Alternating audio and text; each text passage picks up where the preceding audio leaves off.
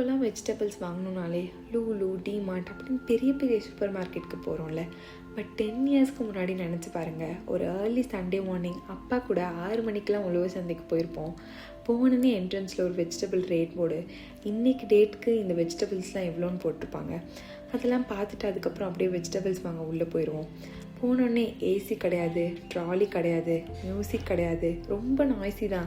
But still அந்த வெஜிடபிள்ஸில் இருக்க freshness வேறு எங்கேயுமே கிடைக்காது. எங்கள் அப்பா அந்த அண்ணா அக்கா கிட்டலாம் பார்கெயின் பண்ணி நான் பார்த்ததே கிடையாது. ஏன்னா நம்ம வாங்குகிற பொருள், அந்த கொடுக்குற காசெல்லாம் டேரெக்டாக ஃபார்மர்ஸ்க்கு போய் சேருதுன்னு நமக்கு ஒரு சந்தோஷம் கிடைக்கும். அவங்களுக்கும் நம்மளோட உழைப்பை வைக்கிறோமே அப்படின்னு ஒரு ப்ரைடு இருக்கும்னு நான் நினைப்பேன். அதுக்கப்புறம் டிஸ்கவுண்ட் அப்படிங்கிற பேரில் பெரிய ட்ராமா கிடையாது, ஒரு பிராண்ட் நேம் இல்லை, பிளாஸ்டிக் ரேப்பிங் இல்லை. நமக்கு பிடிச்ச வெஜிடபிள்ஸை வாங்கிட்டு வருவோம். அப்படியே கொஞ்ச நேரத்தில் என்னோடய குட்டி ட்ராமா ஸ்டார்ட் ஆயிரும்.